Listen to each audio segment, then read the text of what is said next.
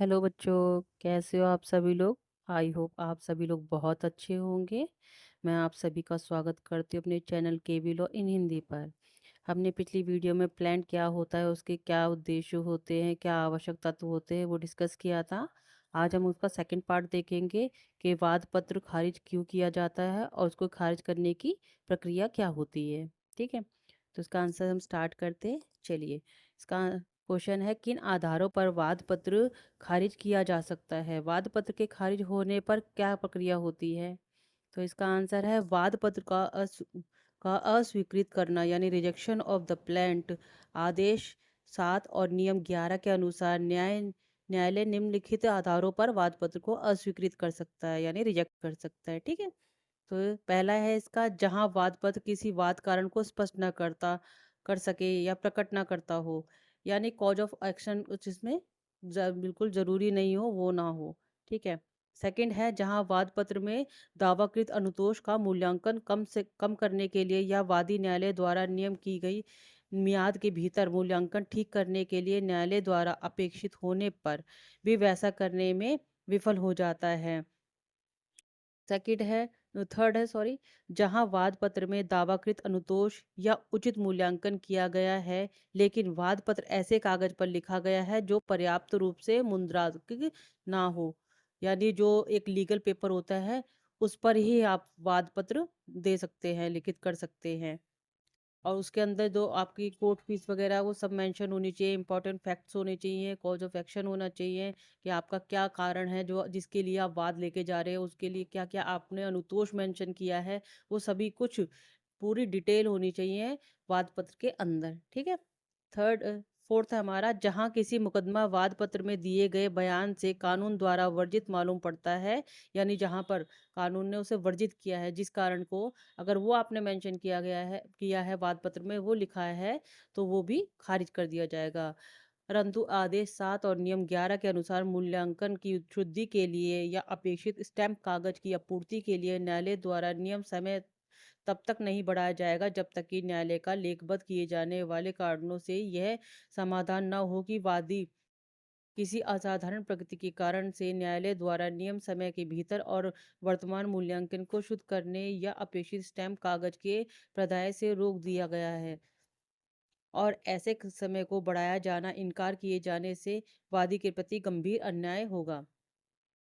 अगर कभी वाद पत्र गलत भी होता है, खारिज कर किया जाता है, तो वादी को एक टाइम दिया जाता है कि वो दोबारा से ही अपना वाद पत्र पेश कर सके, क्योंकि अगर कोई मिस्टेक हो गई है तो उसको खारिज कर देंगे, लेकिन उसके लिए वादी को समय सीमा दी जाएगी कि आप एक लिमिटेड समय के अंदर अपने वाद पत्र को सुधार कर दोबारा से न्यायालय में पेश करें।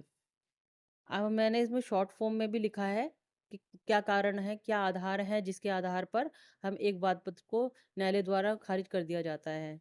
तो पहला है यानी कारण कार्रवाई का न होना, no cause of action.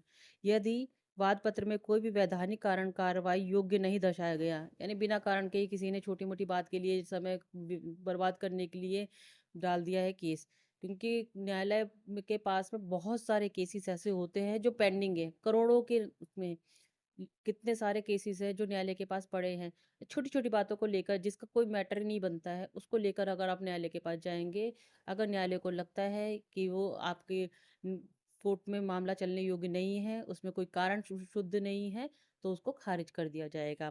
Second है अधिकार क्षेत्र का अभाव। मतलब हर एक न्यायालय को एक अधिकार क्षेत्र दिया गया है जिसके अंतर्गत वो उस एरिया के केसेस को ले सकता है, तो उसको एक अधिकार दिया गया है कि लिमिटेड क्षेत्र के अंदर का ही वो मामलों को सुन सकता है। अगर आपने किसी और एरिया में रहते हैं, जैसे यूपी का केस आप दिल्ली में लेके आ रहे हैं, तो वो नहीं चलेगा, उसके लिए आपको इलाहाबाद कोर्ट ही जाना पड़ेगा। यदि आप उस न्यायालय में प्रस्तुत किया गया जिसके पास में अधिकार क्षेत्र ही नहीं है, मतलब आप कोई मामला लेके जा रहे हैं जिसके पास कोई अधिकार क्षेत्र ही नहीं है, तो वो भी खारिज कर दिया जाएगा। थर्ड है अपर्याप्त न्याय शुल्क। यदि वाद पत्र में आवश्यक न्याय शुल्क कोर्ट फीस नहीं लगाया गया है और वादी इसे पूरा करने में असफल रहता है, तो भी आपका जो वाद है वो खारिज कर दिया जाएगा। पूर्णतः कानूनी रूप से प्रतिबंधित वाद, यानी जिस पर आप रोक लगाई गई है। कुछ वाद होते हैं जिन पर रोक लगाई जाती है, कि ऐसे वाद वो बैन है, उन्हें न्यायालय में नहीं लाया जा सकता। तो अगर आप ऐसे वाद लेके न्यायालय में जाते हैं तो उसे भी खारिज कर दिया जाता है। यदि वाद पत्र में ये स्पष्ट है कि वाद किसी भी विधि द्वारा प्रतिबंधित है, यानी लिमिटेशन एक्ट के अंतर्गत समय सीमा के पार हो जाना, यानी सिंपल सा एक मैं एग्जांपल दूंगी, जैसे 12 साल तक अगर कोई व्यक्ति एक जगह पर रहता है, एक मकान हो या जमीन हो, उस पर रहता है, तो उसके बाद में उस जगह से उसे कोई नहीं हटा सकता है। और ऐसे विवाद को अगर कोई कोर्ट में लेके जाता है, न्यायालय का समय बर्बाद करने की कोशिश करता है, तो न्यायालय उसको खारिज कर देगी। फिफ्थ है दस्तावेजों का ना होना। अगर यदि वाद पत्र के साथ में आवश्यक दस्तावेज या प्रतियां संलग्न नहीं की गई हैं, अगर आपके पास में कोई भी ठोस सबूत नहीं है, कोई एविडेंस नहीं है, कोई पूरे पेपर नहीं है, अगर आप वाद लेके जा रहे हैं सिविल मैटर में, ज़्यादातर डॉक्यूमेंट्स का यानी दस्तावेजों का के ऊपर ही वाद चलता है। अगर आपके पास में किसी भी चीज़ के कोई पूरे दस्तावेज नहीं है और आपने उनको वाद पत्र के साथ में संलग्न नहीं किया गया है, उनकी कॉपी नहीं लगाई है, तो भी आपका वाद खारिज कर दिया जाएगा। अब हम देखते हैं कि वाद पत्र अस्वीकृत किए जाने की प्रक्रिया। जहां वाद पत्र खारिज किया गया है, वहां न्यायाधीश वैसे प्रभाव वाला आदेश 7 और नियम 13 के अंतर्गत लिए गए कारणों सहित अभिलिखित करेगी। आदेश 7 और नियम 12 में न्यायालय वाद पत्र का अवलोकन करेगा पहले तो।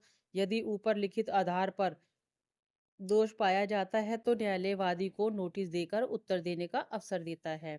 वादी के उत्तर के बाद यदि न्यायालय संतुष्ट होता है तो वाद पत्र अस्वीकार योग्य है और वह आदेश पारित करने करके वाद पत्र को अस्वीकार कर देता है। यदि अस्वीकार डिग्री के समान ही माना जाता है, इसके विरुद्ध अपील की जा सकती है। महत्वपूर्ण निर्णय। अब हम इससे वाद खारिज करने से जो संबंधित एक वाद है उसको हम केस है टी अरिवंदन दाम versus TV Satyapal 1977। Supreme court ने कहा था कि यदि वाद पत्र केवल झूठे या निरर्थक तथ्यों पर आधारित है तो उसे आरंभ से ही अस्वीकार कर देना चाहिए। अब इसके प्रभाव देखते हैं हम। वाद पत्र के अस्वीकार होने पर वादी का वाद समाप्त हो जाता है। अगर आपका वाद ही खारिज कर दिया गया तो वादी का वाद ही उसी वक्त समाप्त हो जाएगा। वादी चाहे तो नई वाद दायर कर सकता है यदि दोषों को सुधार कर फिर से प्रस्तुत करना संभव हो तो यहाँ हमारा क्वेश्चन समाप्त होता है। अगर आपको मेरा पढ़ाया हुआ समझ में आता है तो आप मेरे चैनल को लाइक कीजिए, सब्सक्राइब कीजिए और अपने दोस्तों के साथ शेयर कीजिए। राधे राधे।